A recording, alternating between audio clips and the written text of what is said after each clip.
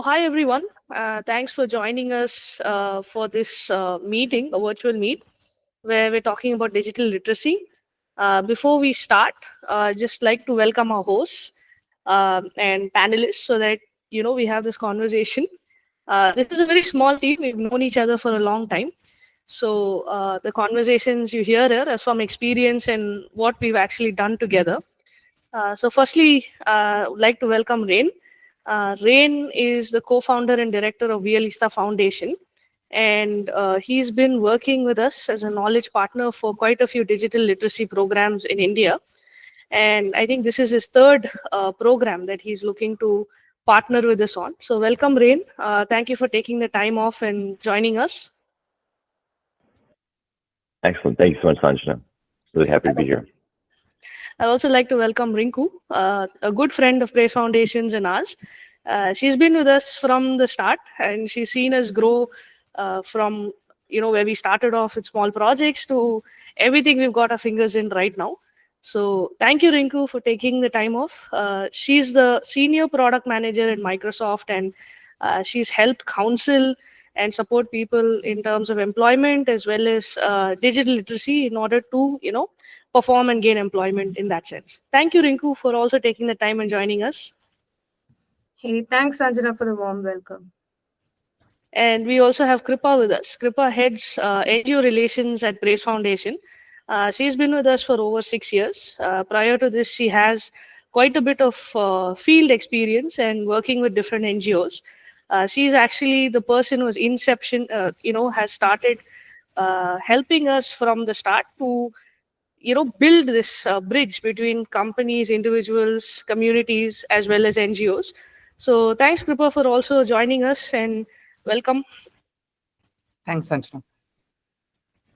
So just before we start, just to sort of give some context on how this will go, this is a panel discussion between all of us. We're trying to have a conversation, and anybody who has questions are welcome to send it to me on chat.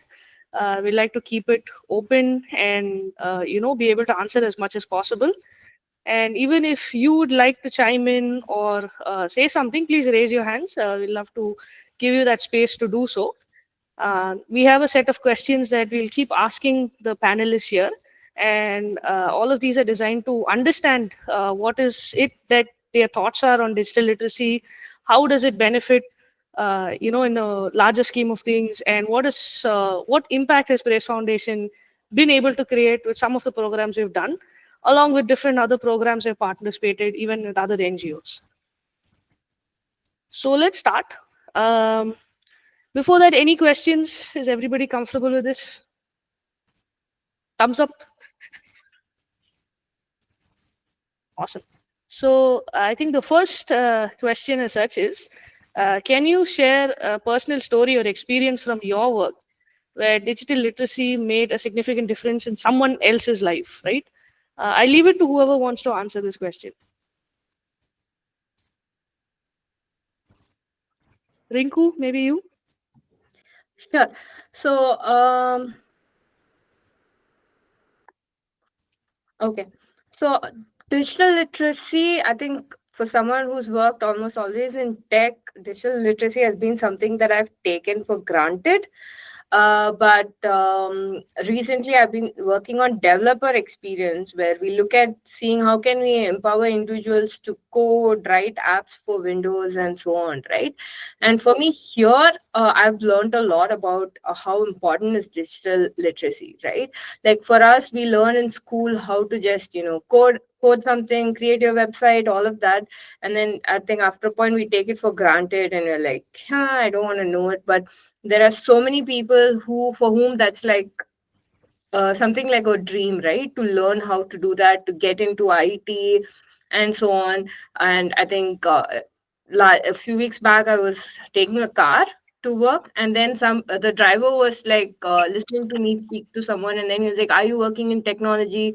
I have a niece who studied BCA and so on, but hasn't found a job yet," and all. So I think digital literacy is not just doing the courses, but actually having some practical knowledge which can help them get that job is very important. And I think reaching out to those people, helping them figure out what are the gaps they have and get a job for themselves is something that really inspires me, with the interest with which they learn and so on. That's very interesting, actually, because this is something that Rain and we worked with, right? I mean, we did a digital literacy program in Chennai in a few slums, and we basically helped with supporting students, right? Students from high school upwards to get digitally literate with Microsoft Office and Tally and other different coding languages so that they can then get jobs.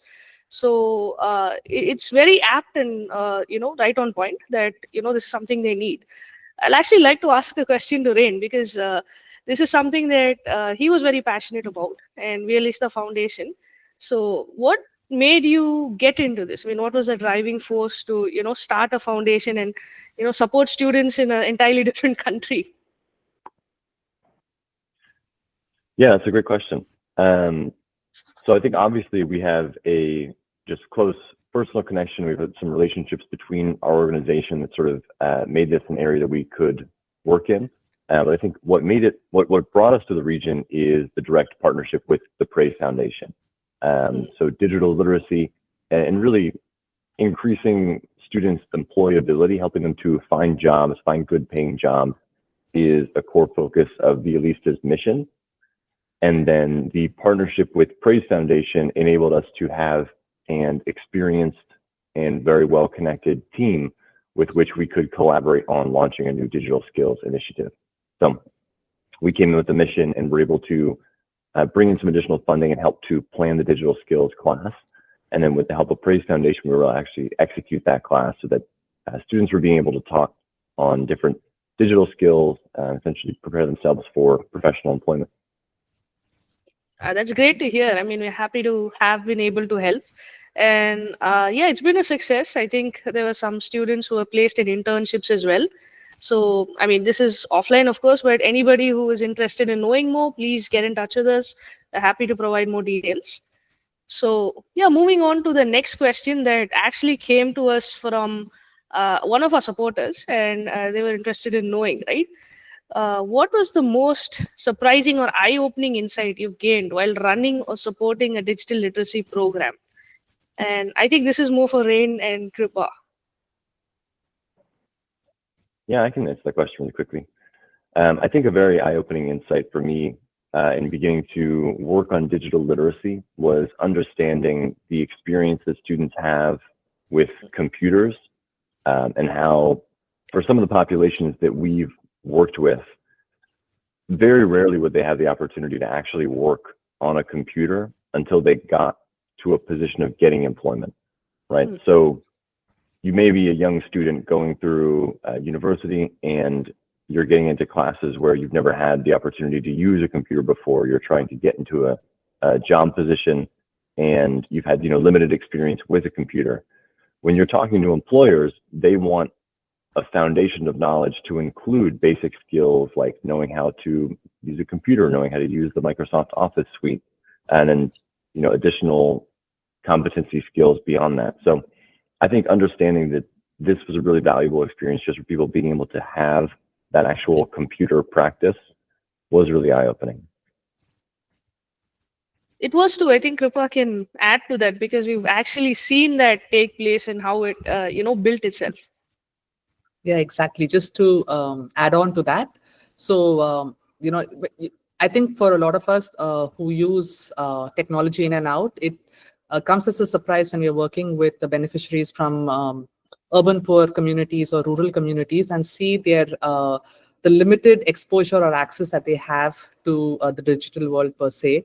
And, statistics also show that about 42% of women have access to digital literacy and 62% of men have access to digital literacy. So one is the lack of access that they have was a surprising point. And the second thing is also the gender gap that is there, where fewer girls and women have exposure as compared to boys. And that was also something that we were able to address in one of the programs that we were running by identifying more women. So These were two things that stood out. That's actually very interesting because this was also an eye-opening experience for me because I work more with Manisha on my team in the corporate side, and the fact that the basic computer experience or exposure was not there was something that we were learning through this process as well, and of course with Krupa's guidance. So a follow through question about from that is basically something that Rinku can maybe give us some insight on is what motivates people. I mean, we hear different stories, right? To embrace digital literacy, what is the key factor that drives them to do something like this? I think there are multiple motivations. It depends on the context from which people come from, right? So, for example, if so for me, the way I look at it, digital literacy is not just, hey, I know how to use a laptop, the Office and Words. I even look at, hey, can you use Google Pay, right? Your basic digital transactions, can you do? Can you call, video call your loved ones, right? And I think, so that's how I look at it. And when I look at that lens, motivation comes like from multiple ways. There is also the emotional aspect, right? Where you see like your peers are able to do something but you're not able to do, and so you want to learn. I think that is one way people are motivated to do it. A simple example could be my maid, right? A very simple thing where I taught her how to look up on YouTube for a recipe, just using her voice on my TV, and she was very excited. Like, oh, I can just say like sambar, and then sambar recipe is there, and then she's like, yeah, I can do that, and that brings so much joy to her. So, and and next thing that I think that motivates them is also like the job and the upskilling that they see. They see this as a necessity to step out of the current context and then upgrade and upskill in life. So I think that also motivates them to get themselves educated and move ahead, right? Especially I see this among the student communities. I think like Krupa mentioned, accessibility is a big issue for these students, right? Again, we all take it for granted that we've had phones, we've had laptops and all of them. For them, it's a dream. It's like they've not even mostly seen it. They have labs where there's just one PC. They're not allowed to touch it. Only the teacher can, use it and show it to them, and they can't, use those. So for those students, I think upskilling and being able to get the right opportunity for them is a motivation. Another motivation could also be, to connect with your loved ones in a world that is so highly connected. I think without digital literacy, it's so easy for people to be isolated. Like, for example, my grandma, right? She's in her 60s, and it was very difficult for her to grapple how a touchscreen works for a long time. And now she's become used to it. And she's able to call any of us and reach us, for support at any point. So I think motivation depends on the context. There are emotional aspects for it. There is the aspect of the job, and for them to step out, and then that's what mostly motivates people. Actually, it's a very interesting point because what you did highlight was that it's for all age groups, right? I mean, we were talking about literacy leading to employment, but it's also about the elderly person who uses that for safety and connecting with their loved ones and to be able to keep them from being isolated. So I think that's also an important point, right? In this, and I think that's something that certainly needs more work on, especially to educate them also in this kind of program. But just building upon what you said, it's interesting to know what the role does a community play in all of this. Where they encourage the students, or is it the opposite role? What are your thoughts, Krupa, with your community service experience? Yeah, so I think the community definitely plays a pretty big role in one is in identifying the right kind of beneficiaries who can. I mean, even before we go to the beneficiaries, identifying the gaps that are there. What is the learning that is required within the community? Like even to take our own example, initially when we introduced digital literacy to the first cohort of students, we focused on MS Office and language learning. But when we wanted to do it again, the community got back to us and said that the students wanted to learn Tally. and that was a request that they put forward to us. So that was a gap which we didn't know, and that there was a need there. And then we were able to partner with Vialista and get the necessary resources and offer them that program. So community does play a big role. One is in identifying the gaps, then is identifying the right kind of beneficiaries as well. Initially, when we didn't know too much about it, the students that we identified more were school-going students. But then we realized that the program was more to upskill them and help them get employment. So then we kind of reworked on it and identified more of third-year graduate students who were interested. So the impact of the program was more long-lasting. And of course, community plays a big role, because these kind of courses require dedication, it requires discipline.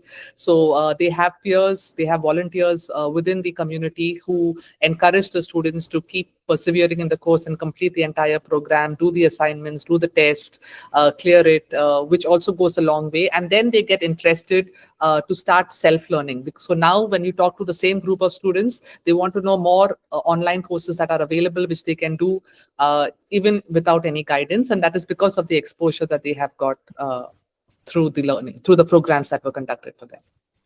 That's very interesting. I mean, that's basically building their own confidence, right? And I think Santosh has asked us a question from the audience. Maybe Krupa, you can help shed some light on this, or any of the other panelists also. How to remove mental blocks, especially in elderly, towards digital literacy? I mean, this could be your personal thought as well. I mean, I think when it comes to elderly, right, few things we need to be cognizant of is this is a big change for them. Like for us, we might be familiar either with school. And when I say for us, I'm talking more about the age group, right? You see it in movies, you see it in schools, you see it around you. So you're familiar with it. But that is not the case with elderly. For them, this is a huge change. And I think emphasizing with that is your first step.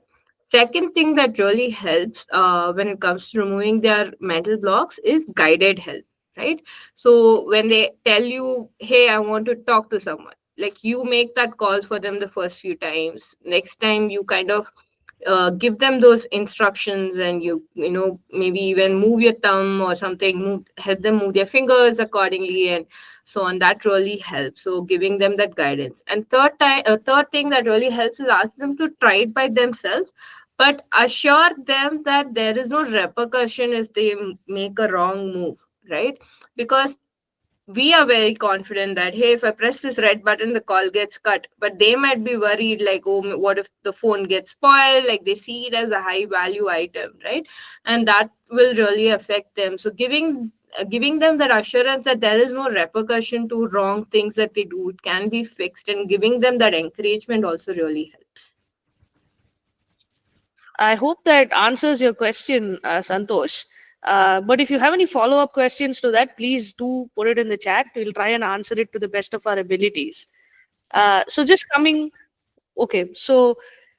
there's another question from Santosh. What role schools can play in ensuring safe and useful digital literacy to kids at a tender age? I think, Krupa, you have kids in school.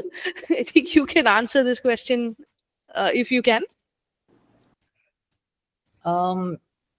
Yeah, I think that a lot of it comes through counseling and awareness programs that schools conduct on what are safe practices for online learning and for digital literacy, especially when it comes to internet navigation. So I think most schools, especially the private schools, have been doing that, where there are ongoing awareness sessions on the misuse and the dangers of not being able to navigate the internet safely. I think that's what's been going on, and that can be programmed and harnessed on a larger scale, covering government schools as well. So that is an initiative that can be worked on. Of course, I mean, just drawing that out a bit, these safe practices and programs mostly exist in private schools, not public schools. So when you start working with government schools and schools from a particular background, these safe practices don't exist, or they don't seem to be coming up. It's almost like they're just starting to use a computer, and they don't have the rails that is required as of now. So this is something that all of us try to incorporate even while we're training them, safe classroom practices, safe internet usage, all of that. So yeah, it's a great point. And just drawing up or adding to that, I just thought it'd be good to ask Rain what stood out to him. I mean, what was the highlight experience from his support in digital literacy programs in India? I mean, I think the highlight now has been seeing students that are actually getting jobs after finishing one of our cohorts. So we had a couple students that finished a recent class, and they have now gotten positions out in the real world, working in business administration and accounting. And so I think that's the most inspiring piece, which is you can actually teach and empower somebody with digital skills, and with some assistance as well in coaching through job hunts, interview skills, and help them to find a professional position where they're going to get a really, really solid job. Of course, I think that's what we're hoping to do, which is bridge the gap. And I think that sort of leads to the next question, right? As is, how are companies today leveraging this, which is leveraging digital literacy to build a more skilled workforce? And what are the gaps, right? I mean, what do you think the gaps are? I leave this to either one of you to answer.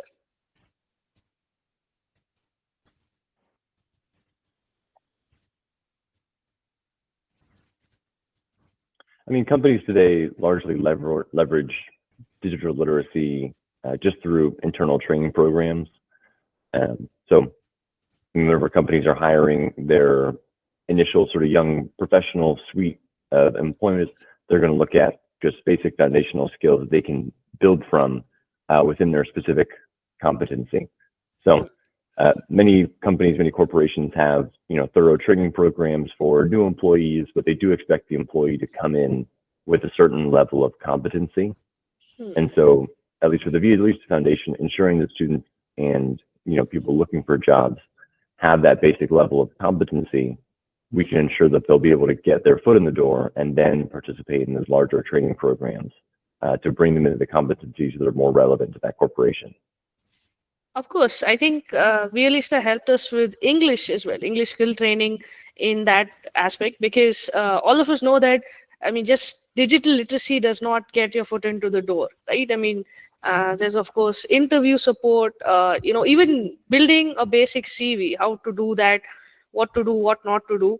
I know that this is something that Rinku has helped all of us with, me, of course. So, I think that's something that we keep in mind as we build our programs in terms of giving them that holistic training, right? Which is digital literacy skills, yes, technical skills, yes, but also the interpersonal and social skills required to, actually perform well at a company. So thanks for bringing that out, Rain. I think that's a very interesting point and important point that is obviously adding to this.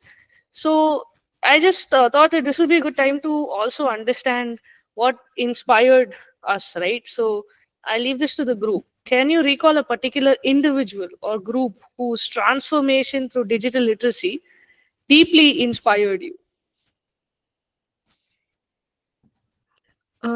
So for me, I think I've always taken technology for granted. For a long time, I used to introduce myself saying, "Hey, I have a very cliched career. I was a computer science engineer, became a developer, did my MBA, became a product manager." So it's very cliched. But then there's this one fine day when someone kind of stopped me midway and said, "Hey, it might be cliched for you, but it's really, really aspirational for a lot of people." So it's something that I've learned to be much more grateful for than take for granted. Having said that, there are a few scenarios in my life where I think people have inspired me to focus more on empowering people. Like you said, it could be as simple as resume making or video call and so on.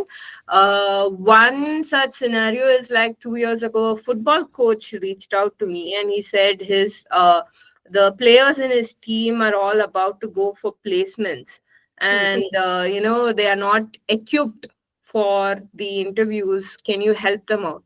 And And to me, it was like, yeah, sure, okay, and I looked at the educational background. Two of them had even studied in the same college as me, right? So it was like, yeah, they're my juniors. I can definitely help out. I don't see an issue. But then, these are people who are doing BCA, MCA, and so on. So, and I spoke to them. However, it was a total shock. Right from their communication skill, it was very off, right? Like they're just used to by hearting everything and just writing it and getting through the exams. Theory exams are again a mug up where they just write some programs and get over it. But conceptually, they didn't know anything. Like if you give them a real world scenario and tell them, hey, work, and get this done, they were not able to do that. And I think that really inspired me to figure out how can we empower these people to go beyond what their curriculum states, the textbooks and so on, and help them to learn and get them the opportunity to try out those learnings. And I think that really inspired me. uh, that's really nice. I mean, that's something that can be helped, right? With a few tweaks and some training, this is something that people can develop over a period of time. So I just got a message, it was sort of sent to me directly, but it's going to put Rinku on a spot a little bit.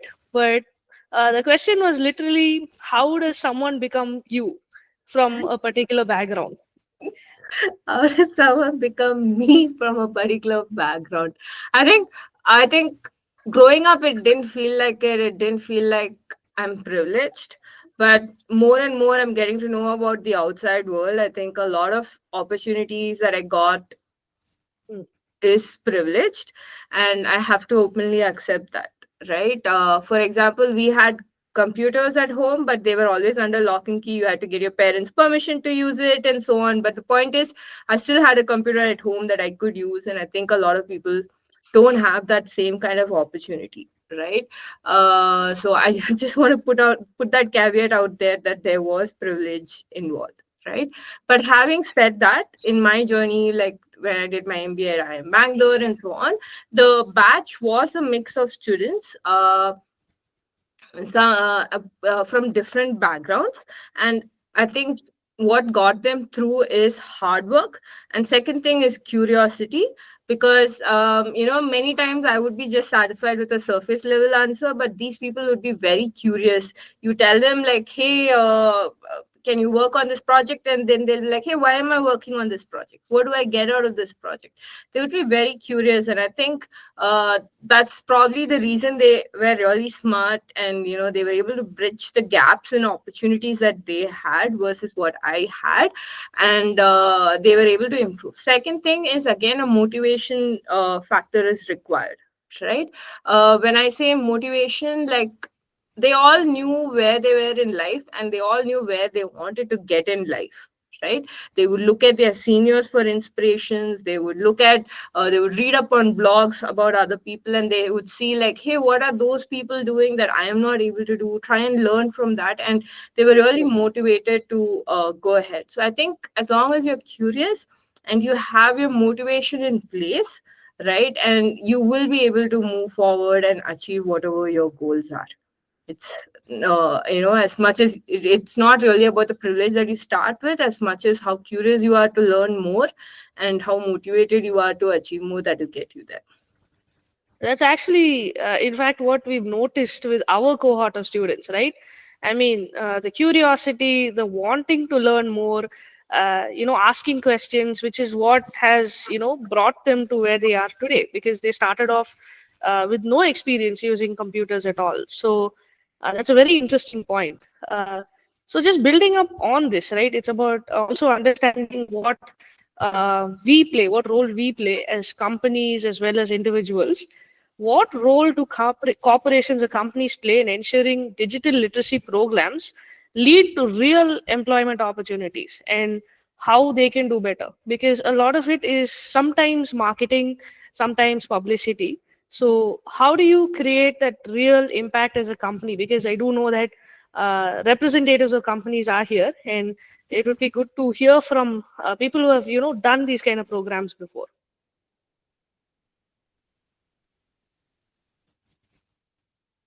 Rain, your thoughts? Yeah.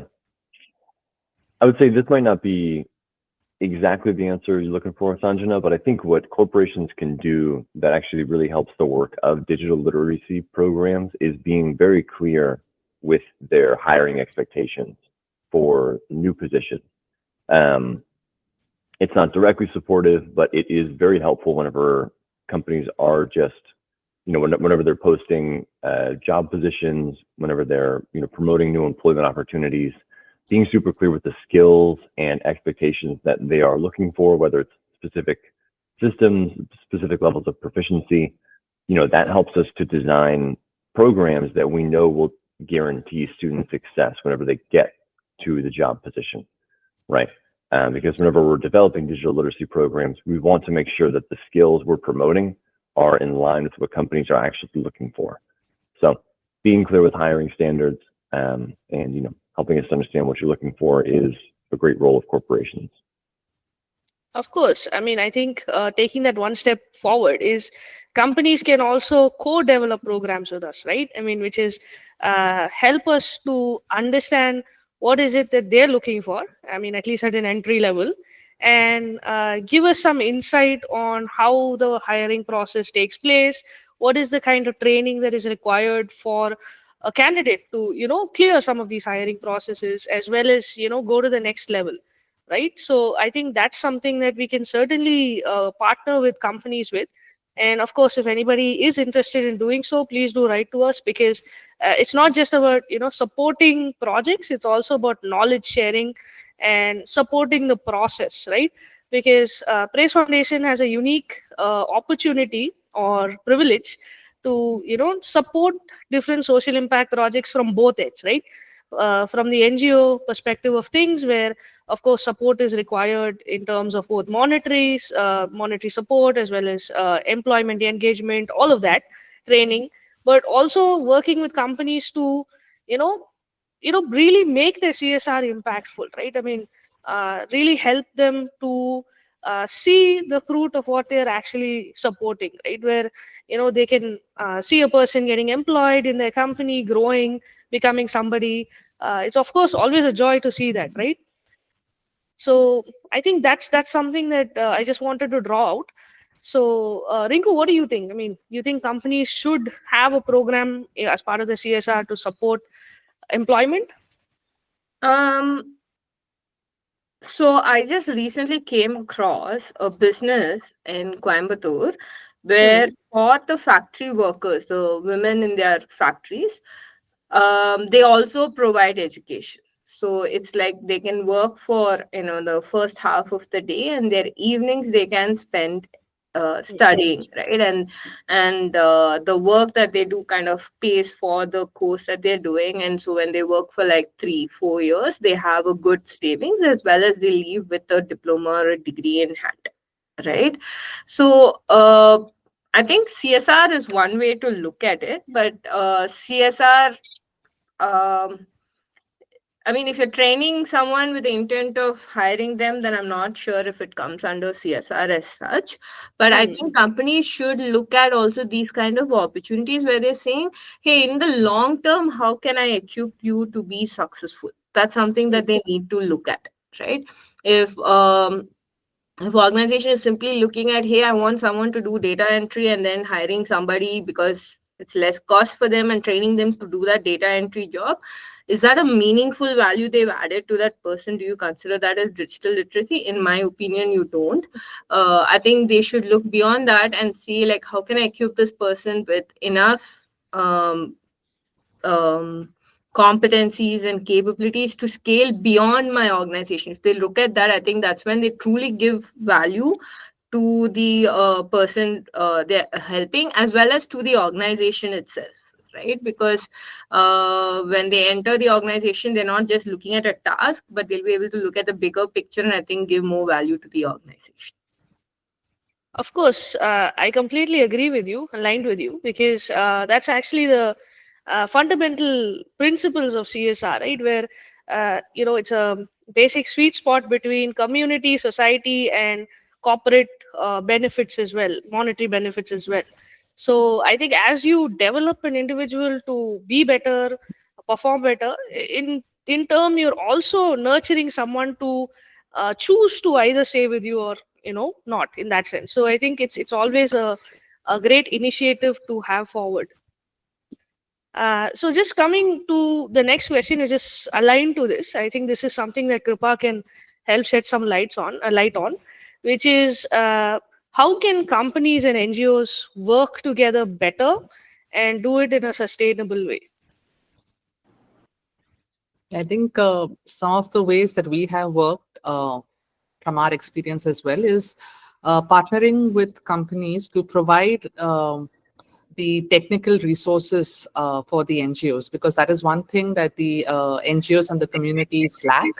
There is lack of infrastructure, lack of technical support. So setting up a community center, providing computers, laptops, tablets, even providing, say, low-cost technical software, that also goes a long way in just making the resources available, and also customizing the programs. Like we said, we're trying to identify gaps, who are the target beneficiaries. So companies, with the resources that they have, or with the access to resources and expertise that they have, they can help customize, tailor programs to skill students, to skill beneficiaries. Companies, when we're talking about long-term or long-term impact, something that would also definitely help is mentoring. If companies can collaborate in one-on-one mentoring or even group mentoring with students, that really serves as an inspiration for students to as a role, which serves as a role model and an inspiration for students to hold on to. Because we've had experiences like that where we've taken students and, where they've had exposure visits to companies and spend the whole day with them and, seen how they function. And that has really inspired them in their own journey of learning to persevere against the challenges that they face, because they see where they can go ahead. So these are a couple of things, so provision of resources, mentoring, also, of course, marketing and awareness, because that's also required a lot. With the beneficiaries that we work with, especially the families, a lot of them may not even be aware, because when you're working amongst low-income groups, the challenges of poverty and all of that is much bigger than, say, pursuing a technical course. So marketing and awareness on the need for it and how that can be something that can be a step up to a brighter future is something which companies can really come alongside the NGOs, because then the reach can be wider. So these are a few things that, a few ways we can collaborate for sustainable impact. Of course, it's about setting the goal post, right? Like giving them something to strive towards. So I think that really does help, and it has helped in the past. Also, I'd love to know Rain's thoughts. I mean, you worked with companies as well through your foundation. So what are your thoughts on how companies and social impact projects can work together? Yeah, I mean, there's a lot of examples, even just outside of what we've done with the Vialista Foundation. I mean, it's very beneficial in this day and age for companies to have a social impact mission that either supports or runs alongside their just sort of standard day-to-day corporate mission. So if you are a technology-focused company, investing in digital literacy skills is something that ties very closely to your corporate mission. Here in the United States, I work with a coffee company that employs students at universities across the United States, and we train them on various leadership skills as a part of their employment at the coffee shops. So we have a dual coffee and education mission that focuses on not only employing people and giving them work as baristas, as team members, but also giving them leadership skills and certificates they can take with them into professional experiences beyond the classroom. That's very interesting. I mean, it's also bringing in a global view on this, right? Which is how can companies work differently across the globe, and there's a lot of common practices as well that can, support this, right? So I think this is sort of moving into the next question, which is very similar to this. Maybe you can also help me with that, which is how can businesses contribute beyond funding, right? to drive long-term digital empowerment and employment?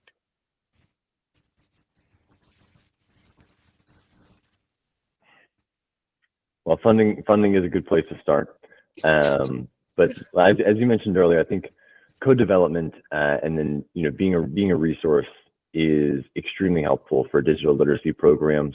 As we've been able to talk to representatives from corporations, and as you mentioned earlier, ask questions about the employment process, skills evaluations, the interview process, and then further competencies expected on the job, and even understanding corporate cultures and how to communicate that to students. Being a resource that can help to inform the work that programs do and help to answer these key questions is essential.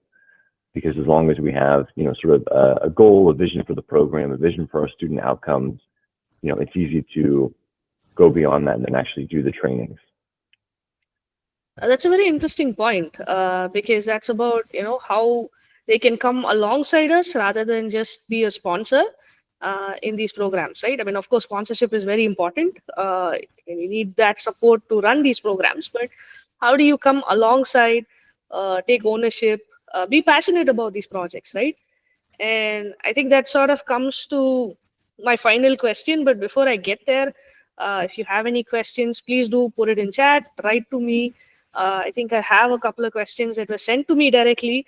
I will try my best to get them answered, if not now, at least by email or message. Love to do that. And we're open to have any conversations related to CSR, employee engagement support, or even individually, if you want to, or you're passionate about a cause, would love to connect you to the right cause.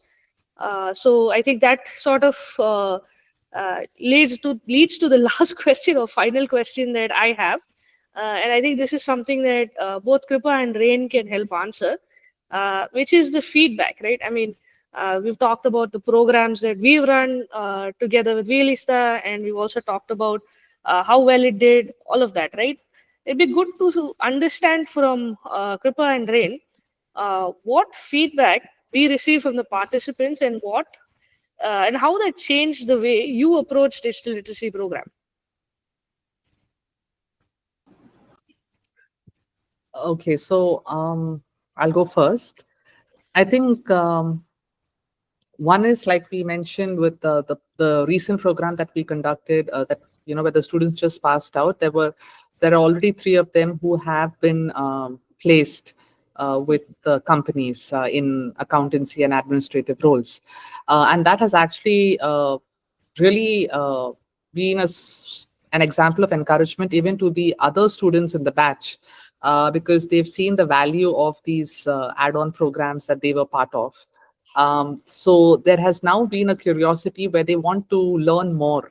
And there has been a feedback as not just as to how the program that we conducted itself helped them, but now if for any kind of additional program, even if it is just soft skill learning, how can they learn more? There is a curiosity and a willingness to learn more.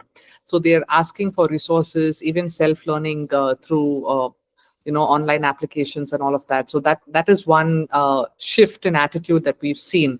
Whereas initially, for the very first cohort that we conducted, I remember we had to kind of be behind the students to make them accountable in terms of valuing what was being invested into them. But we see that with the as time has gone by, they have been able to internalize it. They've been able to see the results of, especially when it comes to employment and upskilling, and that has encouraged them to now take ownership of their learning and want to do something more. So it's given them that push. And so we find that now for the next cohort, there is already so much of questions and interests and willingness for the next batch of students. So I think it's also like a ripple effect when within the community, when you see that your peers have gained or are benefiting from something, then word passes on, and the others also want to then also benefit from the same. So that's exactly what's happening. So these batch of students have have been talking about the advantages and the benefits that they have experienced through this program, not just and they've shared the word, and now we've got more students interested, and it's nice. Rather than us having to go and identify students, we have students coming to us and wanting to learn more. So that's been the shift that has been noticed. I mean, that's what we're hoping for, right? I mean, the ripple effect and them trying to or looking to gain knowledge, which will, of course, lead to employment and other opportunities. I would also like to ask this question to Rain, because he was part of the program from the start till the end.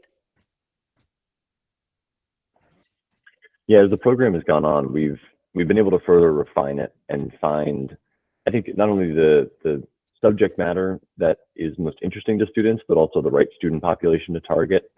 I just remember that I think upon reflection, our first cohort, our first class was, I think, very well intentioned, but we tried to cover multiple skills outside of just the Microsoft Suite and Tally. We tried to cover some other things. I think we were doing Photoshop as well at that point. We were targeting a slightly younger population as well. And then when we realized that our focus of this program was to put people in positions of employment, we realized that targeting a slightly older age range was going to be more productive, because those are people that were actually going to be taking those skills and then immediately going out and looking for professional employment opportunities. So as we've looked at just student behavior and received feedback on the course content, that's been able to help us design a course that is just much more effective and drives much clearer outcomes for the students. Of course, that's something that we're looking to do and build on, right? We're looking to have many more batches of these students coming forward and participating. And just before we close, I just thought I'll give you or reiterate an introduction to Praise Foundation also. So we basically a channel or a bridge that connects companies with the right social impact projects that suit or comply with your CSR requirements. We also work with individuals, institutions, schools, and support them in doing the same thing, connecting them with the right project. We work with about 55 projects in India. This ranges from children's education to digital literacy, which I mentioned, which we're talking about, to healthcare, elderly support, environment. We basically cover all the United Nations sustainability goals, which falls under the Indian CSR mandate for all the companies. So if anybody has requirements to support projects through CSR in any form or manner, we're happy to talk and take that conversation forward and see how we can connect you with the right partner.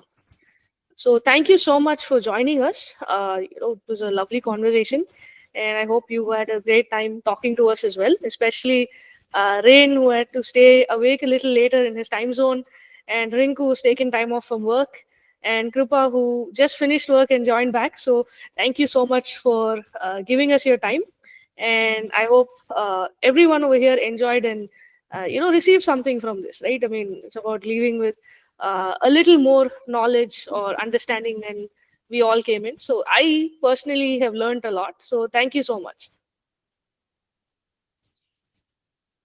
Great. Thank you so much, Sanjana. Thank you. Bye-bye. Thank you.